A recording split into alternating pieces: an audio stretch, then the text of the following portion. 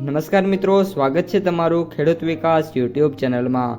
મિત્રો, આજના કપાસની વિડીયોની અંદર આપણે ગુજરાતના તમામ માર્કેટિંગ યાર્ડના કપાસના બજાર ભાવ, આ સાથે કપાસના ભાવમાં વધારો થયો કે પછી ઘટાડો, તે તમામ માહિતી વિશે જાણકારી મેળવવાના છીએ। તો વિડીયોને છેલ્લે સુધી જોતા રહેજો। જો તમને વિડીયો ગમે તો લાઈક કરી દેજો। આ સાથે જ તમારા મિત્રો અને સગા સંબંધીઓ સુધી પણ આ વિડીયોને ખાસ શેર કરી દેજો।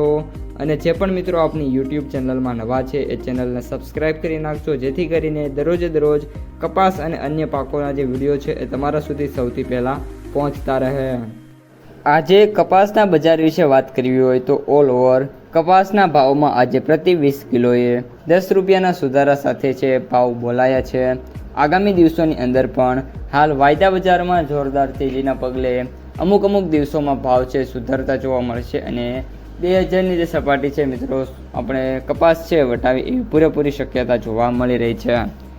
હાલ અત્યારે કપાસના જે સૌથી ઊંચા ભાવ છે એ અમરેલી એપીએમસીની અંદર 1985, જસદણ એપીએમસીમાં 1970, રાજકોટ એપીએમસીમાં 1950, જામનગર એપીએમસીમાં વાત કરીએ તો ઓલમોસ્ટ 1950।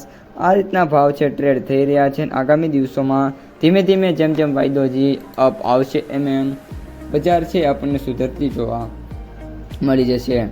અત્યારે MCX વાયદાની વાત કરીએ તો 29 વાયદો 300 વધીને 68,400 રૂપિયા ઉપર ટ્રેડ થઈ રહ્યો છે, જ્યારે 22 વાયદો છે એ 200 રૂપિયા વધીને 47,400 રૂપિયા ઉપર ટ્રેડ થઈ રહ્યો છે।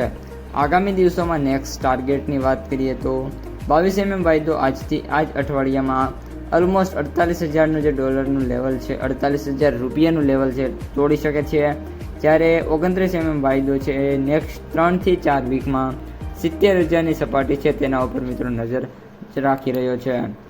US કોટનમાં વાત કરીએ તો $84 ઉપર ટ્રેડિંગ શરૂ છે અને આગામી દિવસોમાં જેમ $85 ઉપર ટ્રેડિંગ છે શરૂ થશે એમ જે ભાવ છે એમાં વધારો છે આપણને જોવા મળી જશે। હવે મિત્રો વાત કરીએ આપણે કપાસની માર્કેટ પ્રાઇસ સમરીની, તો એવરેજ ભાવ 8,850, સૌથી નીચા ભાવ 4,000, જ્યારે સૌથી ઊંચા ભાવ 10,055 રૂપિયા પ્રતિ ક્વિન્ટલે જોવા મળી રહ્યા છે। તો મિત્રો આ હતા આજના સમગ્ર આપણે કપાસ બજારના તાજા સમાચાર।